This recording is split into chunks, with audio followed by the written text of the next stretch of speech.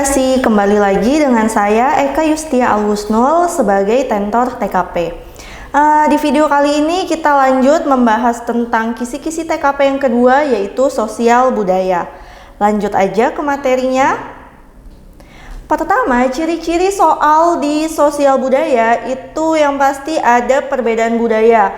Gimana cara kita nanggepinnya nih kalau misal kita punya teman di sesama taruna atau taruni atau sesama siswa mahasiswi, gimana caranya kita menyikapi tersebut. Atau misal kita memiliki adik tingkat, dia berasal dari suku budaya lain, gimana cara kita nanggepinnya atau gimana cara kita meresponnya, apakah kita biasa saja atau kita mempermasalahkannya. Kemudian ada lagi soal terkait keragaman agama, karena di Indonesia kan banyak sekali nih agama, ada 6 kan yang diakuin. Nah, gimana cara kita menyikapinya gitu. Kemudian abis kita membahas mengenai ciri-ciri soalnya, selanjutnya kita membahas mengenai gimana sih cara ngejawab soal terkait sosial budaya. Ciri-cirinya kayak gimana dengan soal sosial budaya yang poinnya paling tinggi, yaitu 5. Nah, di sini kita bakalan belajar prinsipnya. Jadi yang pertama, teman-teman harus adaptif. Apa sih adaptif itu? Adaptif itu kemampuan untuk mudah beradaptasi, baik dengan lingkungan yang baru atau dengan tugas yang baru yang misal belum pernah teman-teman kerjakan nih sebelumnya. Misal teman-teman sekarang di tingkat 1, kemudian nanti kan naik tuh ke tingkat 2, tingkat 3 dan seterusnya. Nah, tugasnya kan beda-beda tuh, ada yang baru. Nah, gimana cara kita beradaptasinya? Jadi diharapkan teman-teman di sini menjadi seseorang yang adaptif, yang mudah beradaptasi. Kemudian selanjutnya menghargai perbedaan. Menghargai perbedaan ini baik di perbedaan agama, suku, budaya, dan lain-lain, itu wajib kita hargai. Kemudian ada lagi toleransi. Toleransi itu sama aja kayak menghargai perbedaan, kita menghargai kepercayaannya, menghargai suku, budaya, adatnya. Kemudian kita juga harus peka terhadap gender. Maksudnya gimana peka terhadap gender? Itu tidak membeda-bedakan, baik dia laki-laki maupun perempuan, haknya sama, kewajibannya sama. Misal kalian lagi ada tugas nih dari dosen, disuruh membentuk kelompok. Ketua kelompoknya yang terpilih ternyata perempuan. Terus kalian harus bersikap gimana kalau ketua kelompoknya perempuan? Ya biasa aja. Kita tetap menghargai beliau sebagai ketua kelompok. Jadi mau ketua kelompoknya laki-laki, mau perempuan, sama aja. Nggak perlu kita beda-bedakan, tidak perlu kita permasalahkan. Lanjut, ada yang namanya peka terhadap disabilitas. Jadi contoh misal kalian kan nanti KKL atau KKN nih dapat tugas dari dosen. Terus di situ kalian melayani seseorang yang terkena disabilitas. Gimana cara kita melayaninya? Apakah kita akhirnya tidak akan melayani? Nggak boleh ya. Jadi tetap harus kita layani, haknya juga sama. Kemudian yang terakhir, selain kita bisa beradaptasi, menghargai perbedaan, saling toleransi, peka gender, peka disabilitas, kita juga mampu mengedukasi lingkungan sekitar kita juga buat bisa beradaptasi, menghargai perbedaan dan seterusnya. Jadi nggak hanya untuk kita, jadi tidak hanya untuk kita, namun juga untuk orang lain juga. Seperti itu ya. Lanjut kita ke contoh soalnya nih. Di contoh soal yang pertama, saya merupakan seorang taruna di salah satu sekolah kedinasan. Saat sedang makan siang di kantin, saya disajikan makanan yang tidak saya suka. Di sini permasalahannya hanya makanannya tidak dia sukai. Dia tidak alergi, dia tidak pantang terhadap makanan tersebut, agamanya juga tidak melarang gitu kan, dia hanya tidak suka. Yang saya lakukan adalah kalau yang A tidak memakannya, tidak realistis ya. Kenapa? Karena ini jam makan siang, tidak mungkin kita gak makan gitu. Lanjut, yang B memakan menu yang disajikan sedikit saja. Bisa jadi kita save dulu. Kalau yang C meminta untuk mengganti menu makanan sesuai dengan kesukaan saya. Ini nggak bijak ya. Emangnya kita siapa gitu mau minta ganti menu makanan kayak gitu. Di sini kan kita cuma taruna aja. Lanjut yang D, meminta untuk mengganti menu makanan dengan uang saya. Ini juga tidak bijak. Kemudian yang E, menghabiskan makanan tersebut karena saya tidak ada alergi dengan makanan tersebut. Ini jawaban yang paling tepat.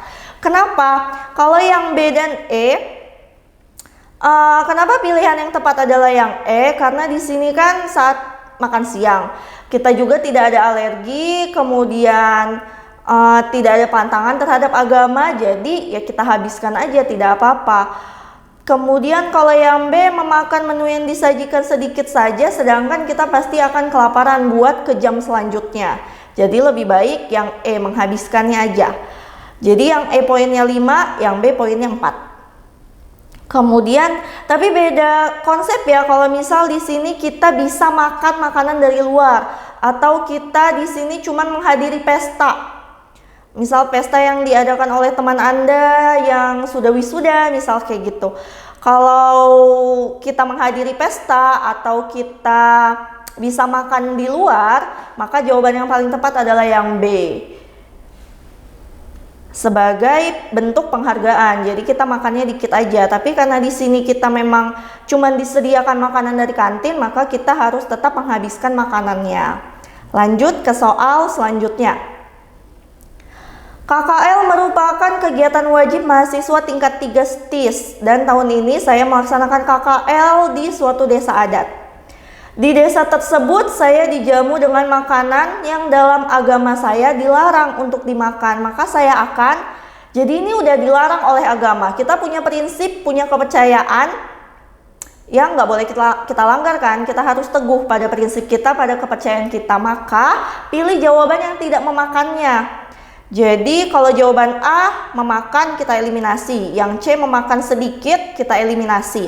Walaupun sedikit kan udah dilarang oleh agama kita, jadi nggak boleh kita makan. A dan C kita eliminasi. Sekarang kita lihat yang E, tidak memakannya, betul. Tapi kalimat selanjutnya nih, menganjurkan masyarakat untuk tidak mengkonsumsinya juga. Kan di sini kita orang baru ya, yang datang ke suatu daerah. Terus kita mengedukasi masyarakat buat tidak memakannya, padahal di sana adatnya di sana adatnya boleh buat memakannya. Jadi tidak realistis dan tidak efektif juga. Kita kan harus menghargai budaya tuh. Budaya di daerah sana boleh dikonsumsi. Jadi kita tidak bisa menganjurkan masyarakat untuk tidak mengkonsumsi makanan tersebut. Lanjut, kalau yang D, tidak memakannya boleh dan menanyakan hal lain terkait adat kebiasaan desa tersebut. Ini yang benar. Kenapa? Karena kan di sini kita orang baru nih, warga baru. Kita harus beradaptasi. Caranya gimana? Kalau kita tidak bisa memakannya, kita bisa dengan hal lain, yaitu dengan menanyakan adat kebiasaan desa tersebut. Jadi yang paling tepat adalah yang D ya. Kalau yang B, tidak memakannya betul, tapi menanyakan manfaat itu tidak sinkron dengan kedatangan kita sebagai warga baru yang ingin beradaptasi di daerah tersebut. Maka yang poinnya 5 adalah yang D. Selanjutnya, Anda merupakan taruni Poltekip yang sedang melakukan KKN di salah satu kantor wilayah Kemenkumham. Sudah menjadi kebiasaan di instansi tersebut untuk melakukan bolos massal di hari Senin dengan alasan hari kejepit nasional. Oke, jadi ini soalnya gini, kan Minggu libur, kemudian Senin masuk, Selasa ada libur juga nih, misal tanggal merah, berarti Seninnya hari kejepit gitu kan. Kebiasaan di sana melakukan bolos massal. Nah, kita apakah mengikuti kebiasaan yang udah jelas-jelas melanggar aturan tersebut? Yang pasti nggak boleh kita ikutin ya kebiasaannya. Maka buat pilihan jawaban yang A, bertanya kepada atasan apakah diperbolehkan untuk bolos massal. Tidak perlu bertanya, pasti nggak boleh. Walaupun atasan mengiyakan juga, seharusnya kita tidak melakukannya ya. Di sini kan kita sebagai taruni yang sedang KKN nih, kalau bisa kita tidak melanggar aturan kan, kita menerapkan aturan yang berlaku. Kalau misal di sana budayanya jelek, ya nggak usah kita ikutin. Jadi yang A tidak benar, kita eliminasi karena tidak perlu bertanya kepada atasan. Yang B, mempelajari aturan yang berlaku dan mengikutinya secara konsisten. Kita udah tahu kalau aturan yang berlaku itu tidak memperbolehkan bolos massal. Jadi yang B, tidak ada tindakannya dia apakah ikut bolos massal atau enggak. Jadi yang B kita eliminasi. Yang C, menolak bolos massal karena bertentangan dengan nilai-nilai dalam diri sendiri, bisa jadi. Yang D, masuk setengah hari, jika kantor sepi maka memutuskan untuk pulang. Ini tidak tepat ya. Lanjut yang E, mengikuti kebiasaan, mengikuti budaya yang jelek. Itu juga tidak tepat, maka jawaban yang tepat adalah yang C.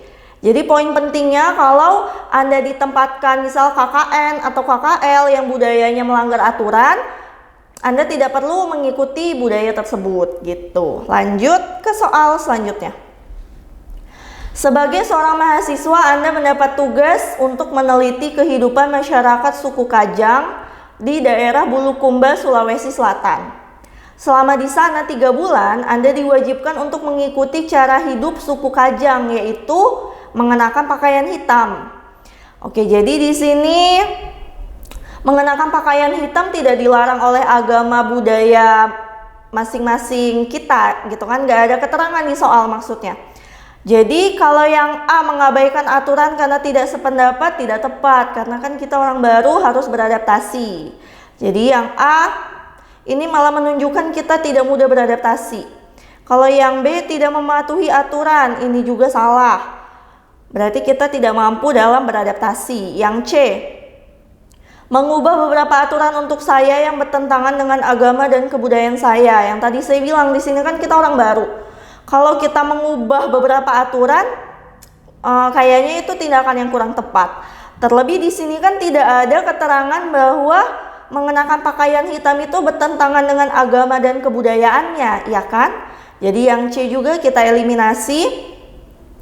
Kemudian yang D, mengikuti dan menghormati aturan karena tiap suku memiliki perbedaan pedoman. Ini bisa jadi kita lihat yang E, menempatkan diri dengan baik sebagai toleransi meskipun bertentangan dengan agama. Gak ada keterangan bertentangan kan, jadi yang E salah, maka jawaban yang paling tepat dengan poin 5 adalah yang D. Soal terakhir, saya merupakan seorang taruna di STMKG yang mengikuti organisasi STMKG mengajar. Suatu saat saya mengetahui bahwa di daerah sekitar saya memiliki budaya di mana anjing itu auranya negatif. Sehingga kepala suku memerintahkan untuk membunuh anjing-anjing tersebut. Maka saya akan ngapain? Kan udah jelas ya, membunuh anjing itu tidak boleh, ya kan? Jadi jawaban yang tepat adalah yang A. Kenapa yang A? Karena kan di sini terkait budaya. Kalau kepala sukunya mempercayai budayanya dengan keras, atau emang ini budaya leluhur dari dulu, maka cara yang paling tepat adalah dengan komunikasi. Jadi mengkomunikasikan hal tersebut dengan kepala suku bahwa pemerintah sedang menggalakkan program untuk menyayangi hewan. Jadi budayanya kalau memang melanggar aturan atau melanggar, jadi ada 3 nih. Kalau budayanya udah melanggar nilai-nilai kemanusiaan, nilai kehewanan, pokoknya dia tidak bermoral, itu harus kita komunikasikan, atau kalau tidak bisa dikomunikasikan kita laporkan. Kemudian kalau dia budayanya merusak ketertiban umum, merusak ketertiban umum, itu juga wajib kita laporkan atau kita komunikasikan. Sama yang terakhir, kalau dia melanggar nilai-nilai yang udah ada di Indonesia, kesepakatan bersama di Indonesia, itu juga wajib kita komunikasikan atau kalau tidak bisa kita laporkan, kayak gitu. Kalau yang B langsung melaporkan itu tidak bijak. Kalau yang C juga memfoto kemudian mengupload dan mengadakan petisi juga tidak tepat, karena di sini kan budaya Indonesia ya. Yang D ikut melakukan, udah jelas-jelas membunuh anjing-anjing salah, kita ikut lakukan, maka ini tidak bijak juga. Kalau yang E pura-pura tidak tahu, dia tidak menyelesaikan masalah, maka yang E juga kita eliminasi. Jadi jawaban yang poinnya 5 tadi adalah yang A. Oke, sekian dari saya bersama Praja Edukasi Kesatria Muda Nusantara.